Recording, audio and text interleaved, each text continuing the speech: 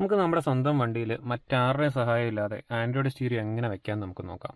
കടയിൽ കൊണ്ടുപോയി ഒരുപാട് പൈസയൊന്നും കൊടുക്കാതെ ഒരു 5000 രൂപ കയ്യിൽ ബഡ്ജറ്റ് ഉണ്ടെങ്കിൽ നമുക്ക് ഓൺലൈൻ വെബ്സൈറ്റിലൊക്കെ നമുക്ക് 7 ഇഞ്ചും 9 ഇഞ്ചും ഒക്കെ നമുക്ക് ആൻഡ്രോയിഡ് സ്റ്റീരിയോ അവൈലബിൾ ആണ്.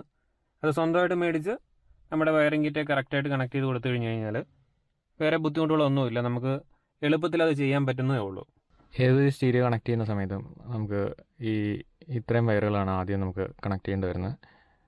അതിനകത്ത് ഈ വയർ എന്ന് പറഞ്ഞാൽ പോസിറ്റീവ് ടെർമിനലാണ്. നമ്മൾ ബാറ്ററിയുടെ പോസിറ്റീവിൽ നിന്ന് വരുന്ന ഒരു ലൈനാണിത്. പിന്നെ അത് കഴിഞ്ഞ് വരുന്ന ഈ ലൈന് ഇത് റെഡാണ്. റെഡ് ലൈൻ വരുന്നതെന്ന് വെച്ച് കഴിഞ്ഞാൽ നമ്മുടെ കീ സ്റ്റാർട്ട് ചെയ്യുന്ന സമയത്ത് കീ സ്റ്റാർട്ടായി എന്ന് നമ്മുടെ ഡിവൈസിലേക്ക് വരുന്ന ലൈനാണ്. ഇത് കണക്ട് ചെയ്യുക. പിന്നീടുള്ളത് ബ്ലാക്ക് ഗ്രൗണ്ടാണ്.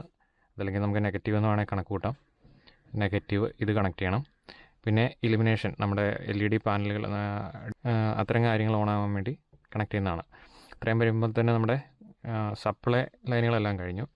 പിന്നെ ഇതിൻ്റെ അകത്ത് പെയറായിട്ട് കൂടുതലായിട്ടുള്ള സാധനങ്ങളെന്ന് പറഞ്ഞാൽ പെയറായിട്ട് ഈ ഒരു ഇത്രയും പെയർ എന്ന് പറഞ്ഞു കഴിഞ്ഞാൽ ഇതിൻ്റെ അകത്ത് ലെഫ്റ്റ് റൈറ്റ് ബാക്കിലത്തെ ലെഫ്റ്റ് റൈറ്റ് ഫ്രണ്ടിലത്തെ ലെഫ്റ്റ് റൈറ്റ് എന്നുള്ള നമ്മുടെ സ്പീക്കറിലേക്ക് പോകുന്ന ലൈനുകളാണ്.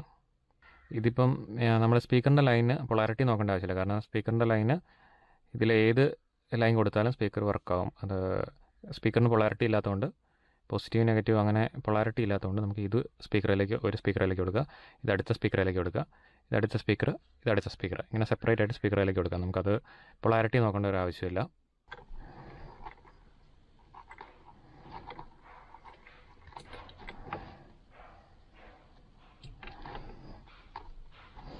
ഈ രണ്ട് ഗ്രേ ലൈനുകൾ തമ്മിൽ നമുക്ക് ജോയിൻ ചെയ്യാം. ഇതൊരു സ്പീക്കറിലേക്ക് പോകുന്ന ലൈനാണ്. അപ്പോൾ നമ്മൾ ഇതിലേക്ക് കണക്ട് ചെയ്ത് കഴിഞ്ഞ് കഴിഞ്ഞാൽ നമ്മുടെ സ്റ്റീരിയോയിൽ നിന്നുള്ള കണക്ഷനായി. ഇതെന്ന് വെച്ചാൽ നമ്മുടെ വണ്ടിക്ക് ബാക്കിലത്തെ സൈഡിൽ കമ്പനി വരുന്ന സമയത്ത് നമുക്ക് സ്പീക്കറില്ലായിരുന്നു. ഞാൻ എക്സ്ട്രാ സ്പീക്കർ ചെയ്താണ്. അത് കണക്ട് ചെയ്തിരിക്കുന്ന വയറുകൾ ഇതാണ്. ഈ കണക്ട് ചെയ്തിരിക്കുന്ന വയറും നമ്മൾ ഇതേപോലെ തന്നെ നമ്മുടെ സ്റ്റീരിയോയിലേക്കുള്ള ഈ വയറുമായിട്ട് കണക്ട് ചെയ്യുന്നു. അത് നോക്കി കണക്ട് ചെയ്യണം. ഇതിപ്പം ഒരുമിച്ചെല്ലാം അഴിച്ചു കഴിഞ്ഞ് കഴിഞ്ഞാൽ ചിലപ്പോൾ നമുക്ക് മാറിപ്പോകും. അതുകൊണ്ട് നമ്മൾ ഈ സെറ്റ് മാത്രമായിട്ട് അഴിച്ച് ഇതുമായിട്ട് കണക്ട് ചെയ്യാൻ പോവാണ്.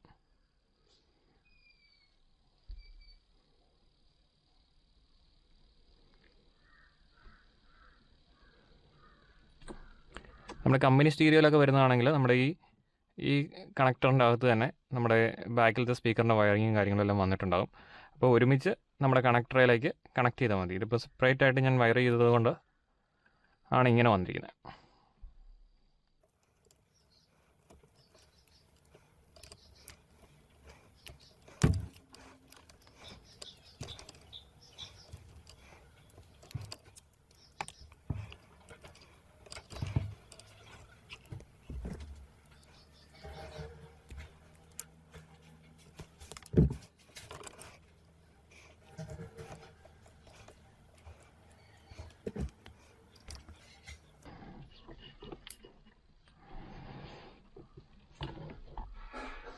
ഇനി അവസാനത്തെ സ്പീക്കർ ഇതൂടെ കണക്ട് ചെയ്ത് കഴിഞ്ഞാൽ സ്പീക്കർ കണക്ഷൻസ് എല്ലാം കഴിഞ്ഞു.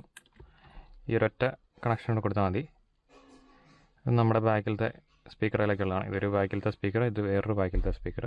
ഇതിലേക്ക് ഇതൂടെ കണക്ട് ചെയ്ത് കഴിഞ്ഞാൽ സ്പീക്കർ കണക്ഷൻസ് എല്ലാം തീർന്നു.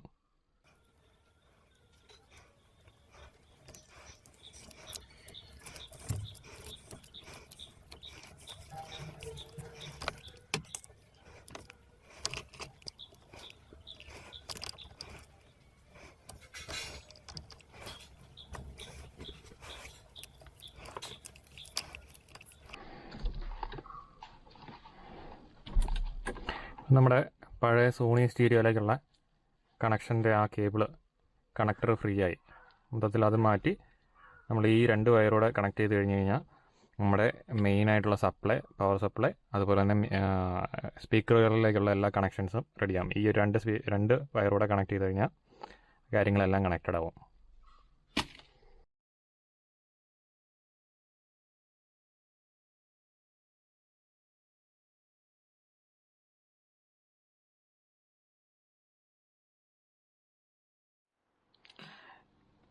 കണക്ഷൻ വയർ നമ്മളിവിടെ കുത്തി. അതിൻ്റെ അകത്ത് പവർ കണക്ഷൻസും കാര്യങ്ങളെല്ലാം കൊടുത്തു. ഇത്രയും വയർ ഒഴിവാക്കി പവർ കണക്ഷൻസ്, സ്പീക്കറിൻ്റെ വയറുകൾ, ഇങ്ങനെയുള്ള കാര്യങ്ങളെല്ലാം കണക്ട് ചെയ്ത് നമ്മൾ മൊഡ്യൂളും കുത്തി. ഇനി വണ്ടി ഒന്ന് നമുക്ക് സ്റ്റാർട്ട് ചെയ്ത് നോക്കാം.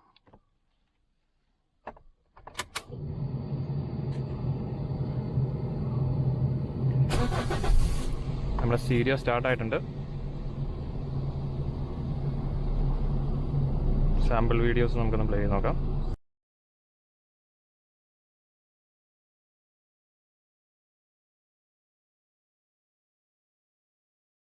എല്ലാം ഓക്കെയാണ്. ഇനി ഇതിൽ നമുക്ക് കണക്ഷൻസ് ഉള്ളതെന്ന് വെച്ചാൽ, ഇനി കണക്ഷനുള്ള സബ് വൂഫർ കാര്യങ്ങൾ, അതിന് വേണ്ടിയുള്ള കണക്ഷൻസ് ഉണ്ട്. അതുപോലെ തന്നെ നമുക്ക് GPS-ൻ്റെ മൊഡ്യൂൾ കണക്ട് ചെയ്യാം. അതുപോലെ തന്നെ നമുക്ക് നമ്മുടെ USB കാര്യങ്ങളൊക്കെ കണക്ട് ചെയ്യാനും, പിന്നെ അതുപോലെ തന്നെ ആൻറ്റിന സപ്പോർട്ട് കണക്ട് ചെയ്യാനുമുള്ള സ്പേസുകൾ ഇതിലുണ്ട്. അതൊക്കെ നമുക്ക് കണക്ട് ചെയ്യാം. എന്നിട്ട്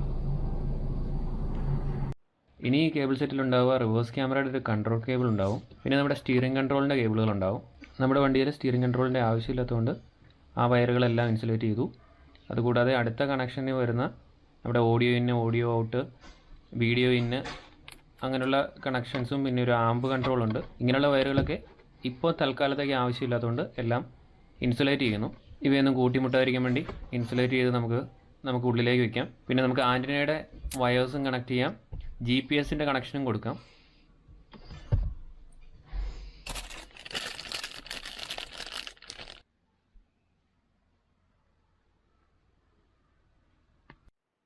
നമ്മുടെ ആൻഡ്രോയിഡ് സിസ്റ്റത്തിൽ നിന്ന് വന്ന USB കണക്ട് ചെയ്യാനുള്ള കേബിൾ നമ്മൾ ഡാഷിനുള്ളിലേക്ക്, നമ്മുടെ സ്റ്റോറേജ് സ്പേസിനുള്ളിലേക്കാണ് വലിച്ചിട്ടിരിക്കുന്നത്. ഇതാണ് എളുപ്പമെന്ന് തോന്നിയതുകൊണ്ടാണ്. നിങ്ങൾക്ക് ഇങ്ങനെയല്ല ചെയ്യേണ്ടതെന്നുണ്ടെങ്കിൽ നമുക്ക് ക്യാബിൻ്റെ താഴേക്കും ഡാഷിന് താഴേക്കുമൊക്കെ നമുക്ക് ഇറക്കിയെടുക്കാവുന്നതാണ്. നമ്മളിതിൽ റിവേഴ്സ് ക്യാമറ ചെയ്യുന്ന വീഡിയോ കൂടെ നമ്മൾ ചെയ്തിട്ടുണ്ട്. അത് ഇച്ചിരി ലെങ്തി ആയിരിക്കും എന്നുള്ളതുകൊണ്ടാണ് ഇതിൻ്റെ കൂടെ ചേർക്കാത്തത്. നമുക്ക് സെപ്പറേറ്റ് വീഡിയോ ആയിട്ട് തന്നെ നമ്മുടെ ചാനലിൽ വരുന്നതായിരിക്കും. അപ്പോൾ നല്ല ക്വാളിറ്റിയുള്ള ഒരു AHD ക്യാമറ നമ്മുടെ കാറിൽ ഇൻസ്റ്റാൾ ചെയ്യുന്ന വീഡിയോ കൂടി വരുന്നുണ്ട്. അതുകൂടി കാണാൻ വേണ്ടി നമ്മുടെ അക്കൗണ്ടിൽ നിന്ന് ഫോളോ ചെയ്യുക. നമുക്ക് പുതിയൊരു വീഡിയോയിൽ കാണാം.